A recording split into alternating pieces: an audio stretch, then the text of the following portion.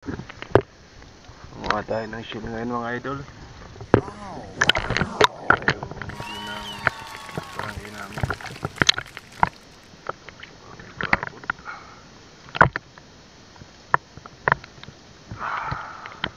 Yan, maganda yung panahon dito ngayon mga idol. Tapos sa inyo, Dambawan Beach Resort.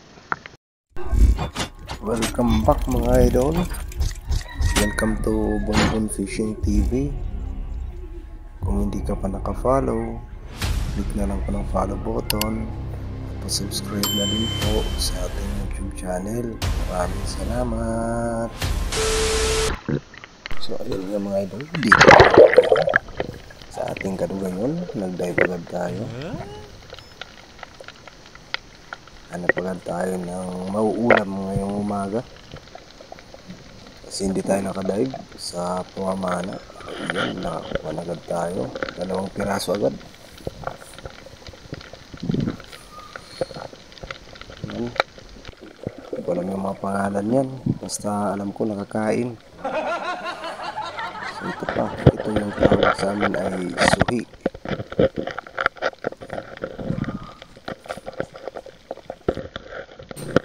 Ayan, bigas-bigas agad natin. Ayun. Kuha rin siya. Kasi ito pa. Tagal.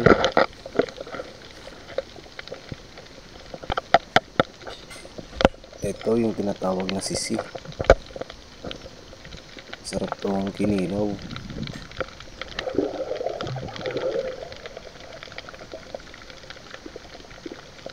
Nakita tayo ng isang taklobo pero di natin gagalawin yan, baka maipit tayo. Nga oy. So ito, kuha na rin natin. Di ka talaga magugutom dito pag marunong ka lumangoy. Kasi ito pa, tawag na kuya.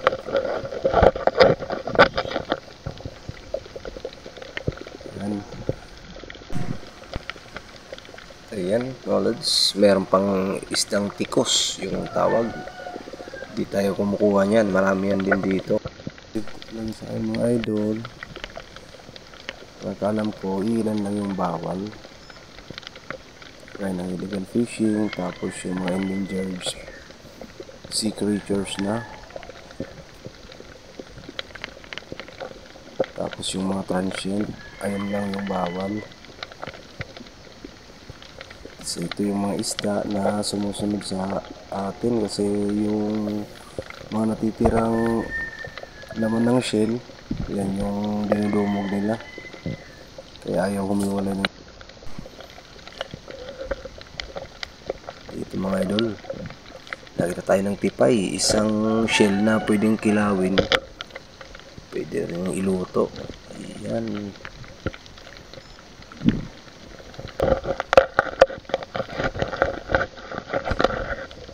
Ito meron din tayo nakita isang suhi na naman mga lods. Uy, nagbidyo-bidyo pang buang ay.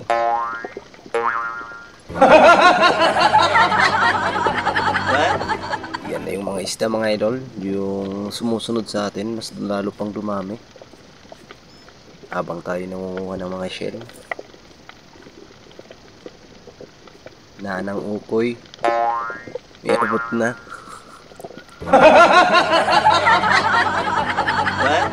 Alright, dito mga lods, iniwan muna natin yung camera kasi ang dami talaga nila, kaya kinunan muna natin ng video para makita nyo rin. Yan yung tinatawag na isdang maringyan dito sa amin. Ang sarap nyan, paksiw tsaka prito. Kaso pamimingwit lang yung gamit dapat para mahuli yan.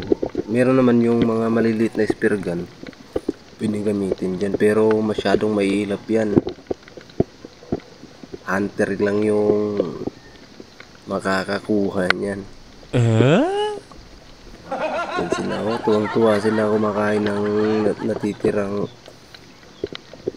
laman ng seashells na kukuha natin. Balik tayo sa pag-dive mga idol. Ito tayo ng isang lapas.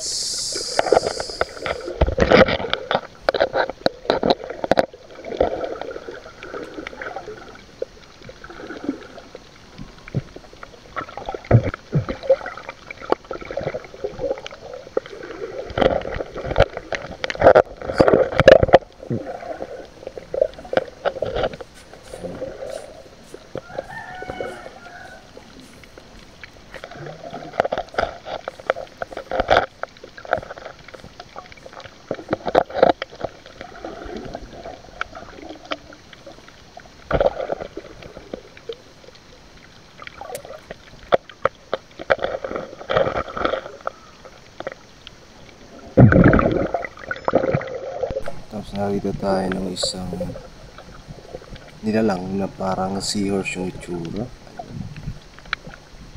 Hindi ko alam kung ano yung pangalan yan, kasi para talaga siyang seahorse. Sa ito, isa namang sagoksok. Sinusundan natin ang ilap.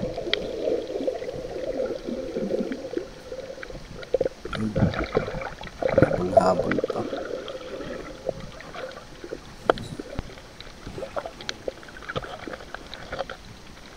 Dito isa naman shell yung nakakuha natin. Marami-rami na yung nakuha natin mga lods.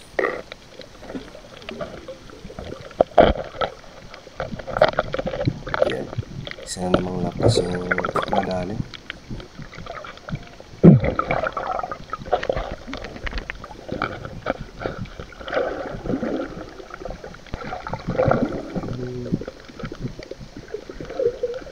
Kasi ito, alam mo wala lang sila na ano yung suhi. Malaki na. Ito meron pang isa.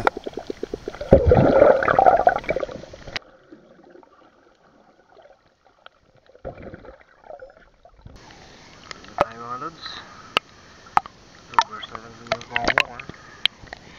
Nakakaulam na rin tayo.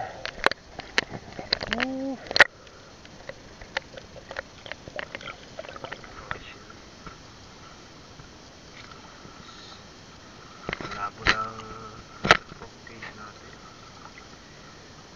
And yung iba dito gagawin natin kinilaw, yung iba ilalaga lang siya tapos isasaw-saw na lang sa alak.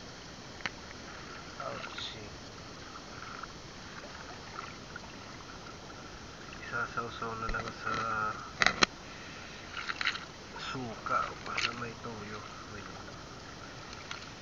Sige, uwi na tayo.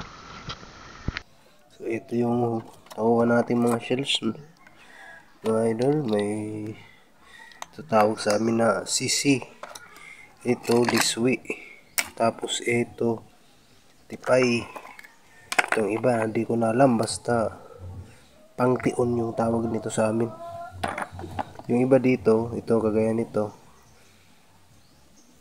kikilaw yan. Tapos ito mamaya lalagayin lang to. Kung gustong sabawan na mahihigop yung sabaw, lilinisan muna natin. So ayan, libre ulam na mga lods. May mga abalon pa tayo nakuha. Iba talaga pag nasa tabing dagat ka, madali kang magkakaulam basta marunong ka lang lumangoy. So ayan lang muna mga lods. Maraming salamat sa panonood. Mamaya masarap to kinilaw, lagyan ng kalamansi at suka, tas may sili.